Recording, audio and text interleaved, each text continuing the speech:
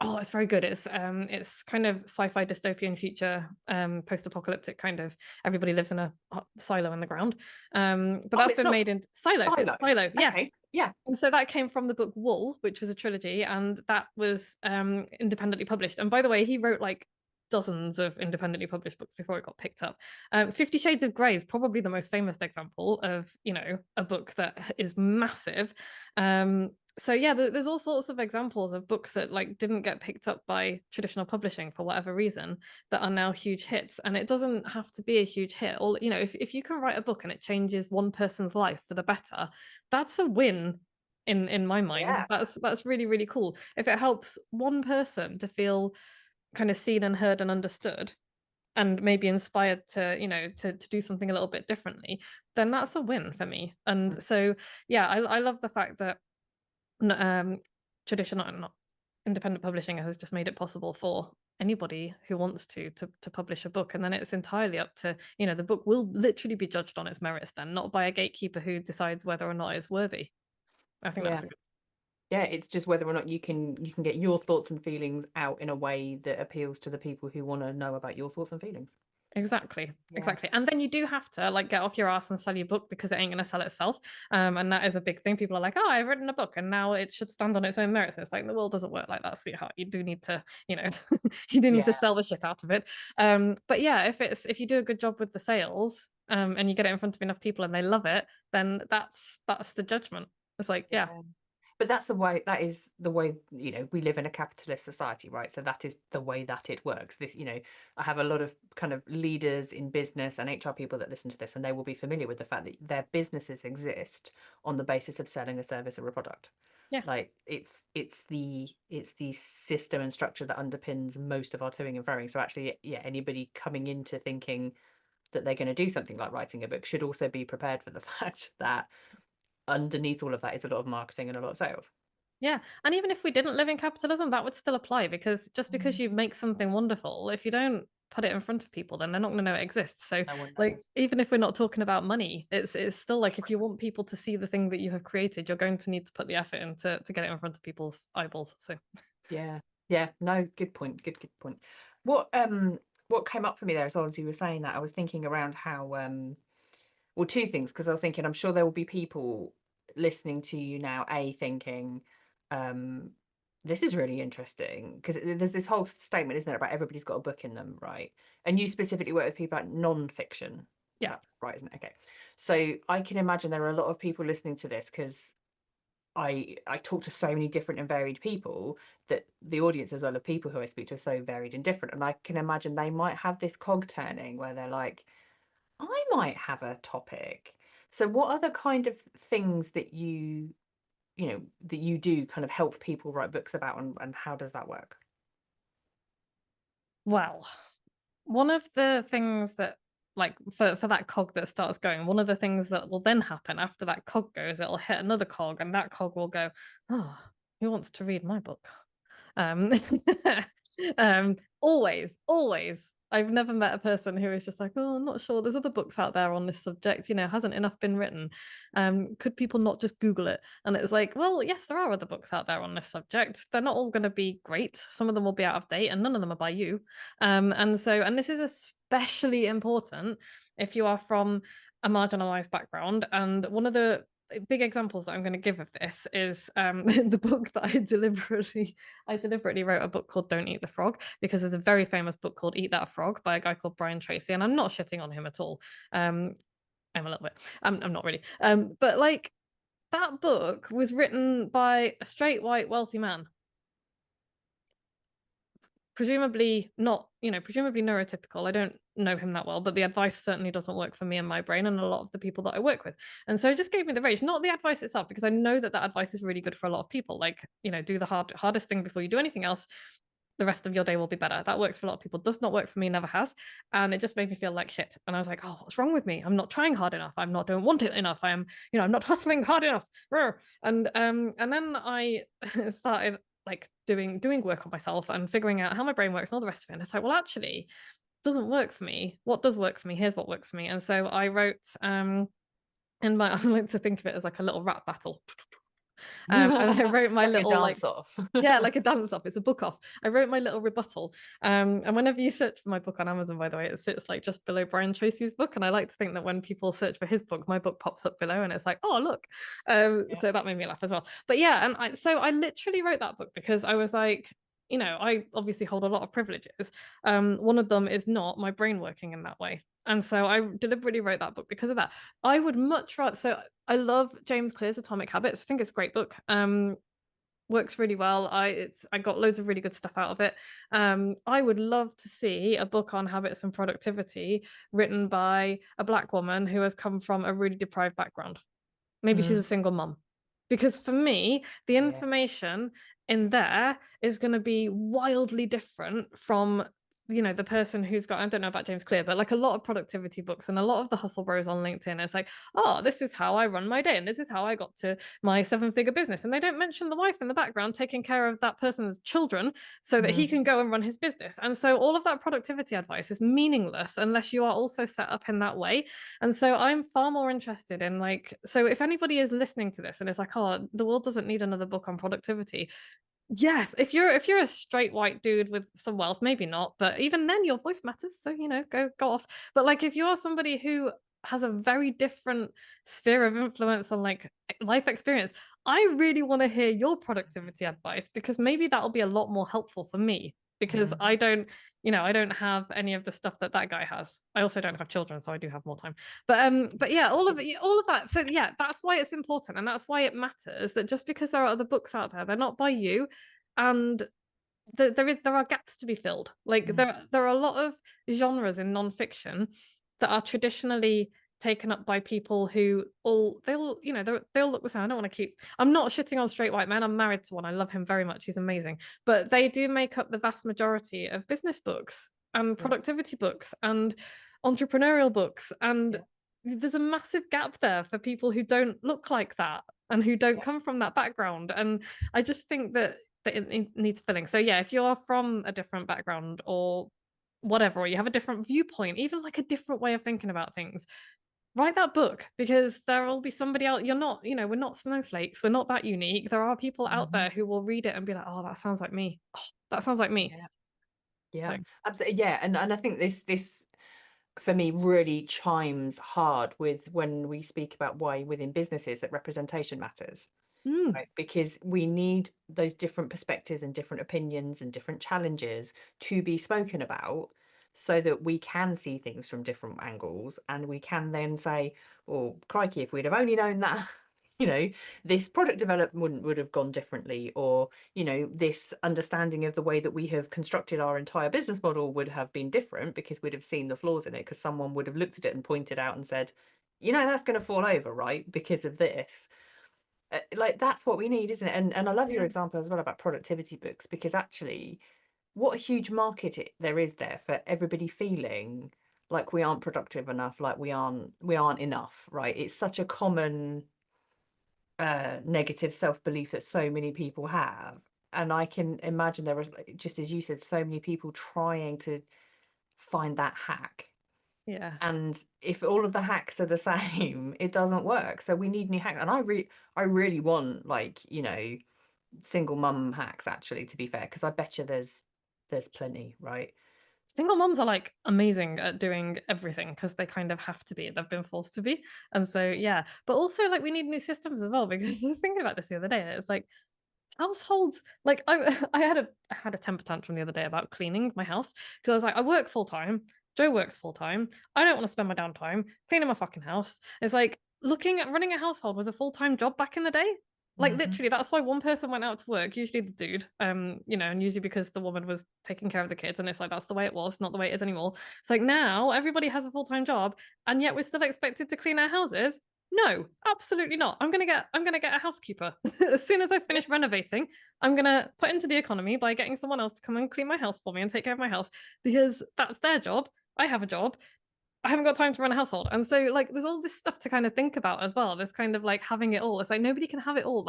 It's not Hmm. possible. And so it's like how do we change systems and redistribute wealth? And this kind of ties in. I'm gonna get around to that. But it's like we live in capitalism. I want more women, more people from marginalized backgrounds to have a share in the massive pile of money that is currently held by, like, I think it's the 60 richest families in the UK, like the top 1% of the world. No, let's redistribute a little bit of that because, the more money that we all have, the more freedom that we've all got and the more changes and the more power we can, we can kind of take and use. And so, yeah, and writing a book is a good way to help do that. Yeah. Yeah, well, like you say, it's a really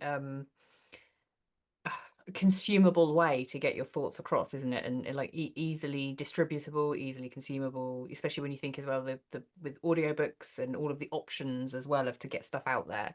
Yes. And just saying, if people don't want to record their own audiobook, I would be perfectly happy to voice it for anybody. So you just let me know. Um, Amazing. plug myself while I'm at it. Yeah, do it. No, but it's there is such a huge medium out there, isn't there? And if people aren't sure, they could probably dabble in writing articles to begin with, surely. And once you've got a selection of articles, that's probably a couple of chapters of a book sorted. Yeah, I have worked with people who have literally come to me with like, years worth of articles and been like, I feel like there's a book in here somewhere. And there is. And it's, some in some ways it can be more work to turn that into a book because a book is a different thing from articles. But you've already like if you've written an article a week for 5 years or whatever, that's going to be like thousands and tens of thousands, hundreds of thousands of words. That is, you've written a book many times over. And so it's like, if you've done all that work, let's write a book. Yeah. And, Or even if you pick a different subject, you're probably used to writing, quite frankly. So yeah. exactly. Yeah. Yeah. Awesome, awesome, awesome. And then I was thinking about a parallel actually, because when we were talking about kind of voices and representation with organizations, and I was also wondering if you had any insight, because there will be people who are listening to this, maybe they're kind of an HR manager, or they are like a CEO or general manager of a business, and they might be thinking, okay, this is really interesting. How can I get more kind of power of voice within my organization? What kind of advice would you say? Because if you are the kind of used to kind of harnessing ideas and creating a space where people feel safe to share things with you to put in a book, what could you share with them to help them create a space where voice is at the forefront? Um, I would say it's probably gonna sound really obvious, but like walk your talk. Like I remember seeing a little anecdote, and I don't know if this is true or not, but it made me laugh. It was like it was like I don't remember exactly what it was now either. So this is not a terribly good story, but it was something like um bring your truth to work as their new kind of tagline, and it lasted a week. Because they didn't really want people to bring their truth to work. So it's like if you want people, if you want to do that, if you're genuinely serious about creating a space, then actually let people voice their thoughts and feelings in the ways that you not in an obviously you don't want people being abusive or horrendous, but like if you really want people's thoughts and opinions, then like make that possible for them and make it safe. So maybe like anonymize it. It might be a good way for people who don't feel comfortable to share like face to face, but like provide like there are so many technology things now that you should be able to like or even just like a box that you can post post something like a Yeah, suggestion box. yeah, But yeah, start there and then take those thoughts and that feedback in the manner in which you have asked it. And this is advice that I give to my clients actually, because obviously they get feedback from me, but they also get feedback from beta readers and from other people, and I'm like, it's gonna sting probably to start with. You're gonna hear things that you don't want to hear. That is just the way of it. And so the way I deal with it and the way that I suggest that people deal with things that they don't like hearing is like spend for 10 minutes and have a little temper tantrum all on your own where nobody else can see you. Like let yourself feel whatever it is that you're feeling, and then remember that you asked for this. yeah, Like, you know, yeah, ask for people to tell you what they want, ask for what you want from them. And then when they give that to you, if it's upsetting or triggering or whatever, fine, let it be that. Have your little temper tantrum. Nobody's going to judge you for it. And then remember that you asked for it and be like, okay, how can I use this? Like, how is this going to be useful for me? For making my book better if I'm talking to my clients, for making my team better, for making the environment better. I just think kind of unsolicited feedback is always shit, right? So if you've got people telling you stuff that you haven't asked for, then that's never going to be received well. It's really difficult because, who wants to hear from, Kevin in accounts that he doesn't like your tone of voice. It's like, shut up, Kevin. But like if you're actually saying, how can we make things better? I want to hear your views on this specific thing, then you've asked for that. And so when it comes back to you, the grown-up in you, which will, it'll shut the toddler up after a while, the grown-up in you will be like, well, I asked for this. Maybe I Yeah. don't like the way it's written. Maybe it could have been phrased a little bit more tactfully. But that doesn't matter. Like, what is the content? What's the Yeah. substance of it What's rather the than, essence of the thing? Yeah. yeah. Yeah. And I think I found that to be really, really useful. But I've also found it to be useful not to try and pretend that I feel happy about it. Because that's also not very helpful, because then you build up resentment, and it's really useful to kind of think, oh, why don't I feel happy about this? What is it about it that has made me feel these feelings? Which often I don't recognize anyway, because I struggle with like identifying feelings. But most people in HR, I would think, would be like, oh yeah, I can, you know, this is a thing that I have asked for, and so I'm going to use it. How can I use Yeah. it? How can I use it to make my life better? How can I use it to make their lives better? Um, yeah, and just kind of get used to also voicing your own thoughts as well, because I feel like people who struggle the most with hearing feedback are also the ones who struggle the most with really saying what they think and allowing themselves to express themselves properly. And so that's really, really, really important. And one of the exercises that I do with my clients is a burn book exercise. And I'm not suggesting that any of your HR managers get people to do this and then do it in public. This is very much a for your eyes only thing. But it's like, you can get people as an exercise in your organization to do a burn book. And if anybody has not seen Mean Girls, then fix that immediately.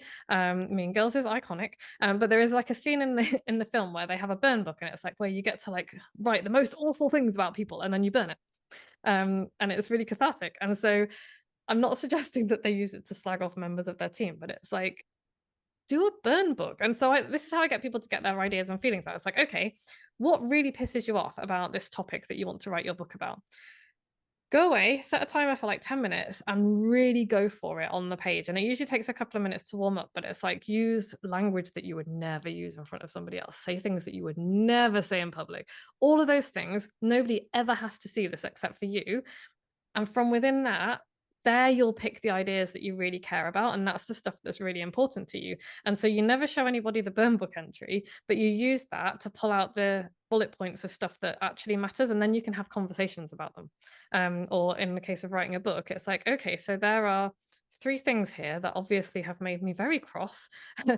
How do I feel about those? And that becomes the beginnings of maybe a chapter, or, a part of the book. And I think that could be a really useful, I've never really thought about it this way, but I think that could be a really useful exercise for like HR managers to do with teams. And like, here is a safe way for you to get out like all of your rage or sadness or joy also, like all of the things that you might feel uncomfortable expressing, those raw feelings, which probably shouldn't be expressed in public anyway, because they're for private. But then you take the essence of it. It's like, oh, what can I do with that?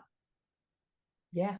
Yeah, I really love that as an idea, actually, because as you were saying that, one of the notes I wrote for myself, actually, especially if I think about in the kind of HR experience, is that most people in HR positions were almost like this business buffer.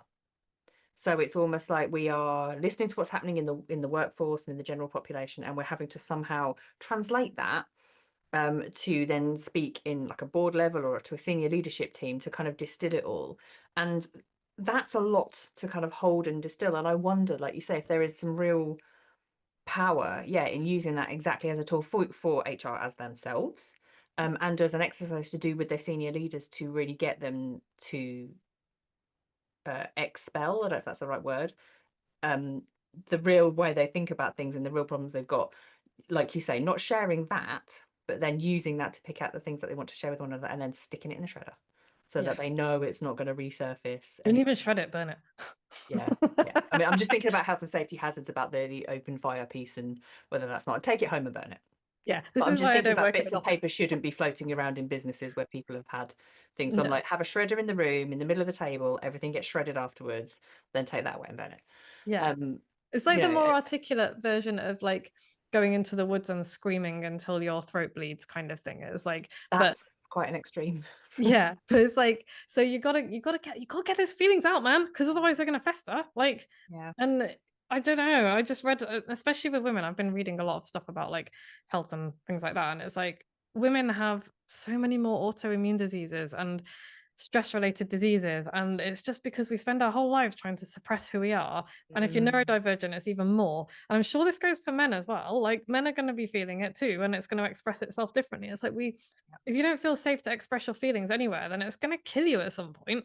It's like, Okay, so big life lesson in here then, which is express your feelings. And yeah, actually, there's a talk that I give as well, which is called Emotions Are Data. I'm like, all of the stuff we're feeling, like it's nothing to be ashamed of. Like you were saying, if you need to have a tantrum, have a tantrum. If you whatever you're feeling is perfectly legitimate, it is your body's way of giving you information to tell you that you're either okay or not okay with something. And like listen to that, explore it, don't be afraid of it or try and suppress it. Obviously express it in a whatever appropriate manner it is for the space that you're in. But yes, yeah, it's not, these aren't things that we should be squashing down or hiding away for sure.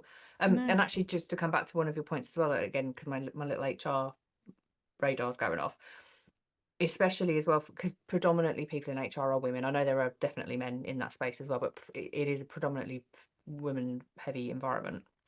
Um, that point that you said earlier as well about giving feedback, because I think very frequently HR forget that they are part of an organization as well. Like Mm. they belong, and they will have opinions that they won't want to share because they're, so used to remaining neutral in every scenario. And actually, those opinions are equally and very necessarily valid if we're really going to think about the full spectrum of things. So it's like include yourself as well in that feedback process. Yeah, 100%, 100%.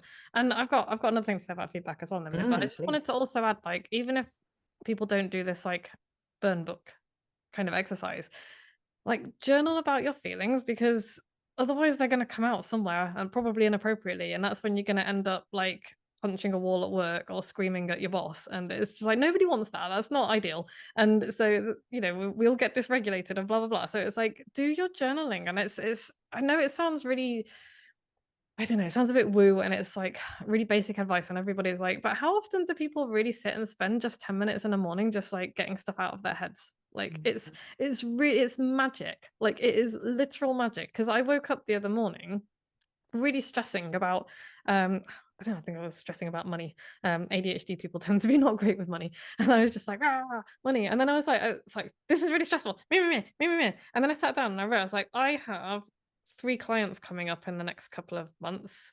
I'm going to have this money coming and this money coming and this money coming. And until I actually sat and wrote it down, it was just this nebulous fear in my head. And it was like, ah!